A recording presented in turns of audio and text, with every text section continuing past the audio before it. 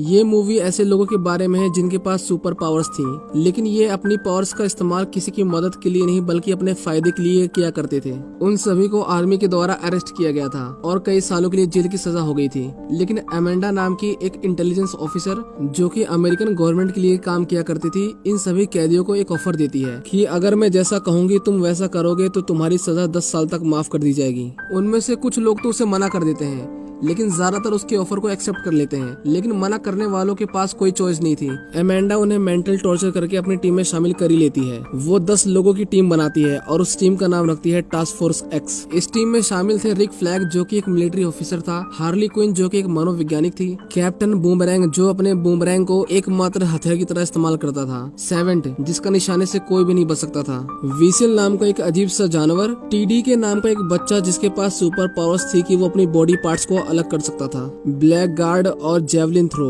जो अपने एनिमीज को एक भाले से मारता था। क्योंकि इतने खतरनाक क्रिमिनल्स को खुला छोड़ना काफी रिस्की था, इसलिए अमेंडा ने उनके सिर के अंदर एक बॉम्ब फिट कर दिया था ताकि अगर कोई भी वहां से भागने की कोशिश करे या अपने मिशन को छोड़े तो अमेंडा उसे मार सके। अमेंडा उन्हें उनके मिशन के बारे में बताती है।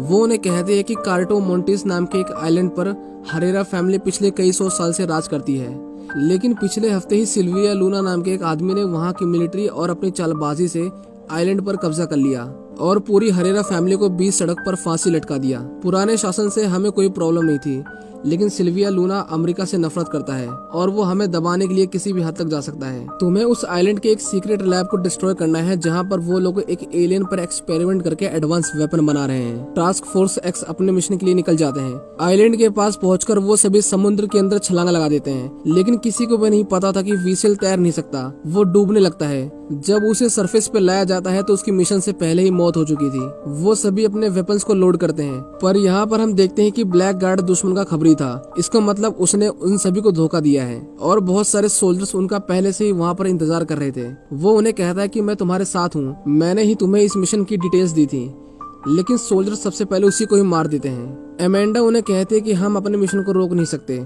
तुम्हें आगे बढ़ना होगा। टीडी के अपने पावर्स का इस्तेमाल करता है जो कि उनकी किसी भी काम नहीं आती और एक एक करके सभी मेंबर्स मारे जाते हैं। सेवेंट इस तरह सभी को मरते देख डर जाता है और वहां से भागने लगता है। अमेंडा उसे वार्न करती है कि तुम अगर मिशन छोड़ के गए तो मैं तुम्हें मार दूंगी, लेकिन वो इस बात को नहीं सुनता। इसीलिए अमेंडा उसके सिर में लगे बॉम्ब को एक्टिवेट कर देती है, जिसके ब्लास्ट से वो